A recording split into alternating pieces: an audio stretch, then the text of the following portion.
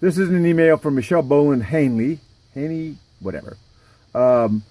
And to Tiffany Ross. A lot of inconsistencies on here. We've already done a video about the donations. It's only $1,500 a damn year. We don't see the problem with that. But if you're not putting that into an account and accounting for that money, then that is a problem.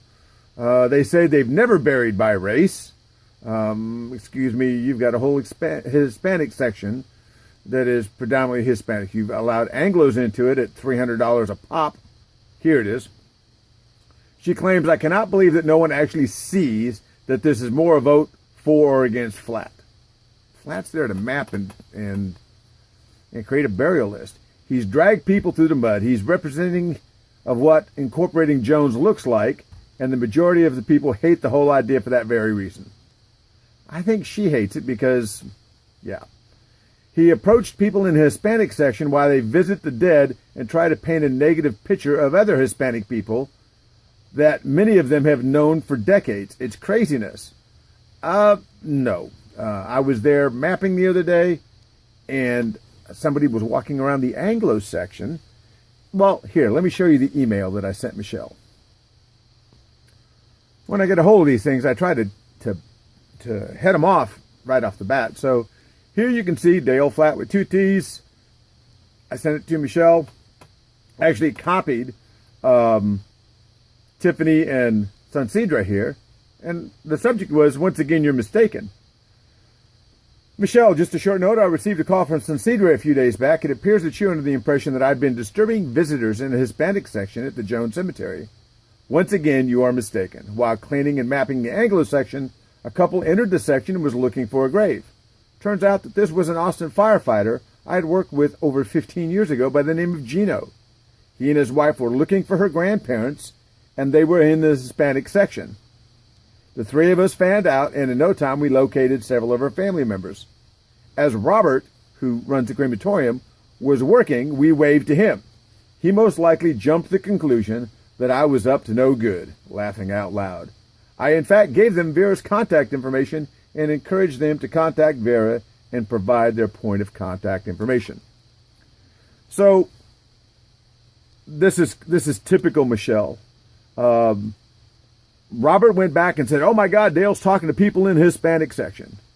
She didn't say in her letter, I got a complaint from this family and they said, no, she didn't say any of that stuff because it's just not true. All they know is I was talking with somebody, as I do in all the cemeteries I go to. And in fact, I encouraged them. I gave them Vera Garcia's phone number because they were descendants. They had, I think, 5 different family members there. I caught up with Gino. We used to work together in the Austin Fire Department years ago and hadn't seen him in over 15 years. But it's just typical of what Michelle will do in all of her correspondence.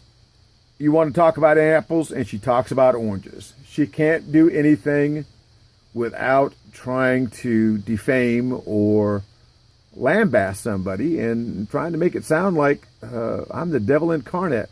When in fact, here's my favorite clip.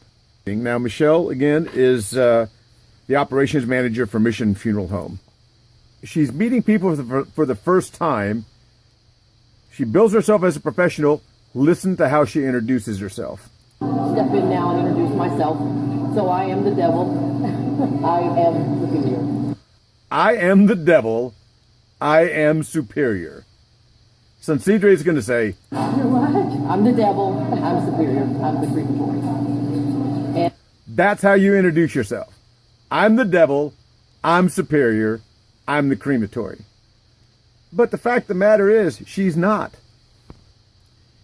Here's the Articles of Incorporation for Superior Cremation Services from 1998. And again, Robert Cisneros filed these corporate documents. Here's his name here in the middle with D. Bistros, D. and Philip. D was his partner.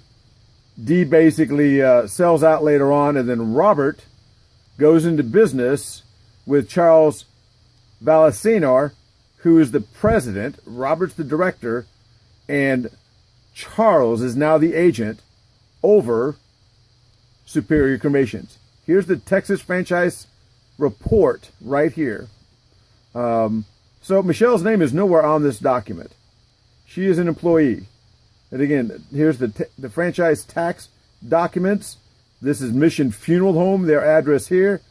Charles' name is the registered agent. Again, another lie from Michelle. She's the operations manager for Mission Funeral Home, but it is Mission Funeral Home who operates that crematorium. And their operating manager, Michelle, introduces herself in public meetings as the devil.